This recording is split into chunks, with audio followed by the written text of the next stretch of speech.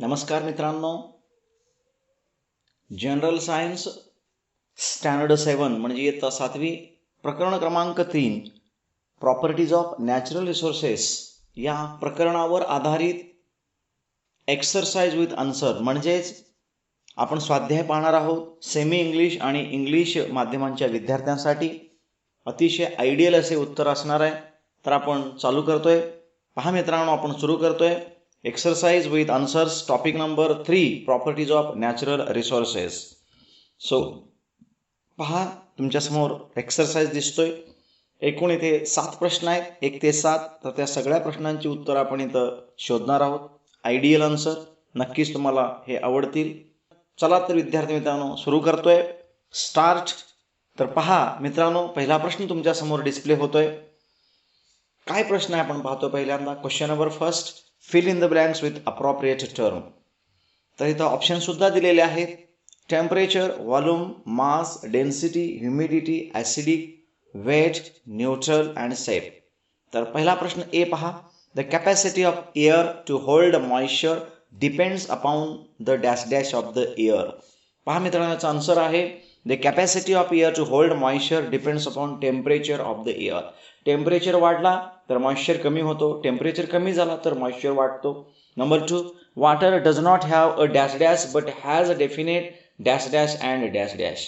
Water does not have a shape, त्याला निश्चित आकार नाही आहे, but definite mass and volume, पण त्याला मास आणि व्हॉल्यूम आहे, निश्चित शेप नाही आहे. पाणी ज्याच्यामध्ये टाकतो त्याचा आकार त्याला प्राप्त होतो, म्हणून त्याला डेफिनेट शेप नाही आहे, पण व्हॉल्यूम मात्र निश्चित असणार आहे. 1 लिटर पाणी घेतलं असेल तर कुठेही टाका तुम्ही कुठल्याही शेपमध्ये, तर 1 लिटर पाणी असणारच आहे. Number C, while freezing the dash dash density of water is lowered. Freezing जर केलं तर त्याचं काय होत असतं, डेन्सिटी हे कमी होत असतं. So density of water is lowered. त्यानंतर 7वं डी आपण पाहतोय आता. Dash dash oil has pH 7 neutral. पहा, pH व्हॅल्यू आपल्याला माहिती आहे 0 to 6 आहे, ॲसिडिक असतं. 6.5 to 8 पर्यंत, 6 to 8 पर्यंत हे न्यूट्रल असतं, आणि मोर दॅन 8 हे काय असतं, परत अल्कलाईन असतं. So soil has pH neutral. तर हे झाले पहिला प्रश्न. त्यानंतर आपण जातो दुसऱ्या प्रश्नाकडे. मित्रांनो पहा, तुमच्यासमोर डिस्प्ले होतोय. व्हाय इज इट सेड दॅट. असं का म्हणतात. Air is homogeneous mixture of various gases. Homogeneous म्हणजे एकजिनसी. गॅस, एअर हे होमोजेनियस मिक्सचर आहे, एकजिनसी असं आहे, असं म्हटलं जातं. पहा, तुम्हाला एक ॲटमॉस्फिअर दिसतोय. ॲटमॉस्फिअरमध्ये ॲक्च्युली हवा ही खेळती असते. तुम्हाला कुठं जाणवतंय का, हे कार्बन डायऑक्साईड इथं आहे, ऑक्सिजन इथे आहे, वेगवेगळे घटक तुम्हाला दिसत नाहीत किंवा जाणवत नाहीत, म्हणजेच ते होमोजेनियस आहेत. So here in case of air it contains nitrogen, oxygen and other gases like carbon dioxide etc, but these gases cannot be separated from one another. एकमेकांपासून ते अलग होत नाही. and air has uniform composition. त्यांचं जे composition आहे, घटक आहेत, ते युनिफॉर्मली असतात, मिक्स असतात. therefore air is a homogeneous mixture. त्यानंतर आपण दुसऱ्या प्रश्नाकडे जातोय. what about second question, water is a universal solvent. पाणी हे वैश्विक द्रावक आहे, म्हणजेच पहा, anything easily dissolve in water. Why is water universal solvent. तुम्ही जगातील जास्तीत जास्त वस्तू हे पाण्यामध्ये विरघळतात. So water is called universal solvent because more substances dissolve in water than any other chemicals. कुठल्याही केमिकलपेक्षाही पाण्यामध्ये जास्तीत जास्त सबस्टन्स हे डिझॉल्व होत असतात, म्हणून त्याला आपण युनिव्हर्सल सॉल्व्हंट म्हणतो. नंबर सी कडे जातोय आपण आता.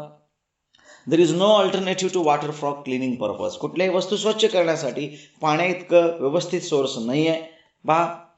आपण पाहतोय, आपण घरातली किचनवेअर म्हणा, कुठल्याही वस्तू आपण काय करतो, पाण्याचाच वापर करतो. काय कारण असेल याच्या मागं, तर पाहतोय आपण सियर because it dissolve everything that is added in it. त्याच्यात काय आपण टाकतो, मॅक्झिमम वस्तू ह्या विरघळतात.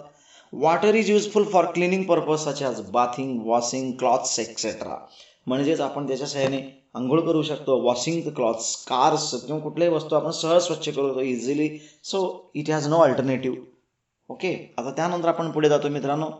What will happen. Question number 3 पाहतोय. इफ, पहिला प्रश्न, the amount of water vapour in the air increases. Water vapour जर वाढत चालले तर काय होतं, साधं सरळ आहे. As the amount of water vapour increases the level of humidity also increases. Humidity वाढतं and higher the level of humidity result in excessive sweating. जर ह्युमिडिटी वाढलं तर एक्सेसिव्ह स्वेट म्हणजे काय, घाम येणे. And this set does not dry quickly. आणि हे जे आहे ड्राय क्विकली काय होत नाही, ड्राय होत नाही, and leaves quickly and leaves the body sticky and feeling hot, आणि आपल्याला स्टिकी आणि कसं फिलिंग हॉट, अंगाला हॉट असल्यासारखं जाणवतं. त्यानंतर only one crop is grown repeatedly in the soil. जर समजा आपण जमिनीत सारखं सारखं तेच पीक घ्यायला लागलो, त्याचे काय दुष्परिणाम होतात, ॲडव्हर्स इफेक्ट का होतात. If one crop is grown repeatedly in the soil it loses its fertility, त्याची सुपीकता कमी होते, and it gets devoid of nutrients, आणि न्यूट्रियंटसुद्धा त्या मातीतील कमी होतात. म्हणून आपण अल्टरनेट पिकं घेत असतो. शेतकरी कधीही तेच पीक दरवर्षी न घेता आपण अल्टरनेट अदलून बाजून पिकं घेणं गरजेचं आहे. क्वेश्चन नंबर 4 पाहतोय आता मित्रांनो. What home should I pair, कोणाची पेअर होणार आहे बघा, ग्रुप ए आणि ग्रुप बी. एअर सी काय, स्कॅटरिंग ऑफ लाईट, हवेमध्येच होतं स्कॅटरिंग ऑफ लाईट. वॉटरचा काय फायदा आहे, एक्सक्रेशन होण्यास मदत होते, डायजेशन एक्सक्रेशन सगळे वॉटरमुळेच होतं. ऑप्शन्समध्ये फक्त एक्सक्रेशन आहे म्हणून आपण एक्सक्रेशन लिहिलं. Soil it has a plasticity, त्याचं गुणधर्म आहे plasticity. We can give any desire shape to the soil, त्यामुळं आपल्याला मातीला कुठलाही आकार बनवता येतो. एक्सक्रेशन आणि शेवटचं आहे प्लॅस्टिसिटी.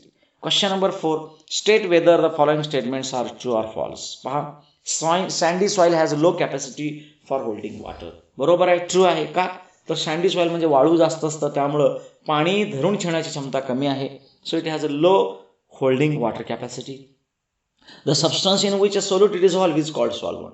सोल्यूट हा कमी प्रमाणात असतो, सॉल्व्हंटमध्ये जर ॲड केला तर सोल्युशन तयार होतं. सो सोल्यूट समजा मीठ असेल, NaCl, वॉटर हे सॉल्व्हंट असेल, त्याच्यापासून तयार होणारं सोल्युशन असतं. So this statement is true.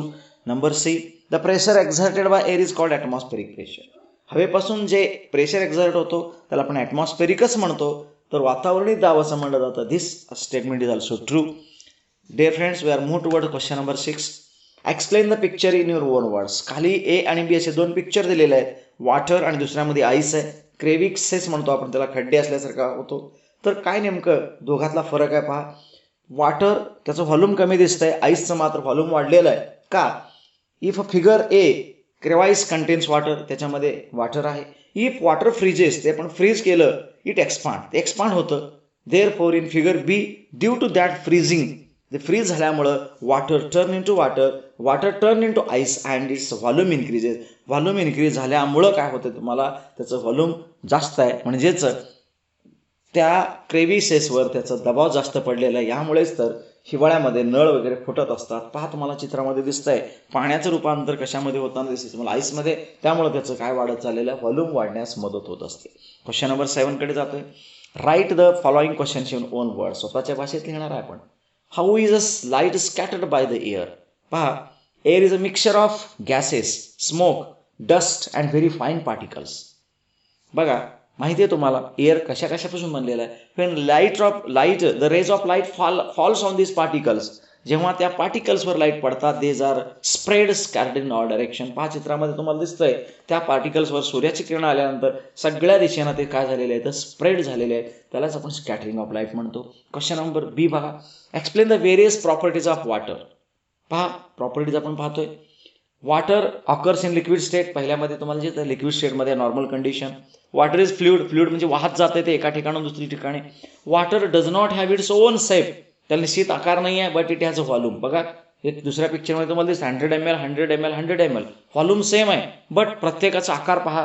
पहिल्यामध्ये conical वेगळा आकार आहे, म्हणजे शेप वेगळा आहे. दुसऱ्यामधला आकार वेगळा आहे, तिसऱ्यामधला वेगळा आकार आहे. Means shape is different but volume same आहे.